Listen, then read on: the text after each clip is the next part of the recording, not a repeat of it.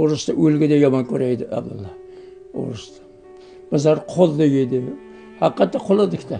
Ha bo'lmasa birinchi sinf paxta terib. Paxta teraydik. Birinchi sinfgacha borib paxta terganmiz. Bilasizmi?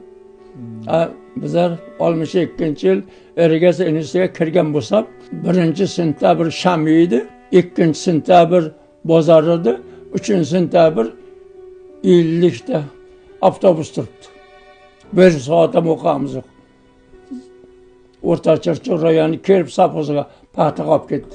Shu ketgandan qachon keldikning 31-dekabrda keldik. Bizga qilgan yordami. Paxta terdik, ishladik. Qor yog'sa, otga bitta org'amchani qo'yibdi, qorni tushirib paxta teraydik, ishlayverdik, paxta teraydik. O'ris ishi. Ishindingizmi? O'ris.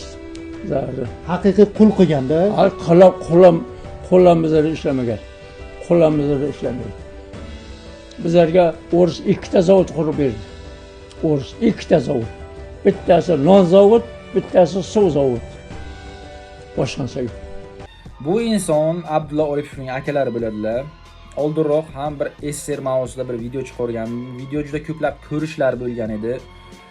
Videoni izoh qismini o'chirib qo'yishga majbur bo'lgan edim. Ayrim insonlar kurakka turmaydigan gaplar gapirishganda, nima emishki, men yashamagan davrim haqida gapirishga haqqim yo'q ekan. Yashagan insonlar, qalb ko'zi ochiq, ilm ma'rifatli insonlar bor, bu oramizda juda ko'plab topiladi. Ular haqiqatni hech kimdan yashirmasdan nimalargadir bo'yab ko'rsatishmaydi. Haqiqatni ochiq-oydin yashagan insondan eshitib turibsizlar.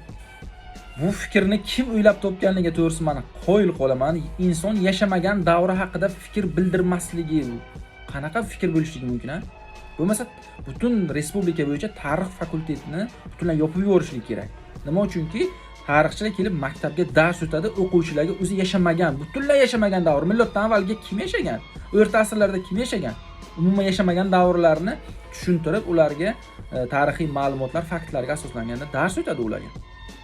Hozirgi vaqtda ijtimoiy tarmoqlarni ko'rib guvoh bo'lib o'tiribmiz. Ayrim davlatlar tomonidan bo'layotgan propaganda holatlarini. Bunday propagandalarga bizning oramizdagi o'sha Sovet davrini qo'msaydigan insonlar qo'l keladi. Shu uchun ham ko'zimizni ochaylik, qanday fikrda biza, fikrlarimizni to'g'rilab olaylik. Bu mustaqilligimizni qadriga yetib, ko'z qorachig'imizday asrab avaylashga harakat qilaylik. Zero mustaqillik bebaho ne'matdir. Videoni shu joygacha ko'rgan bo'lsangiz, sabringizga qoyilman. Salomat bo'lasizlar.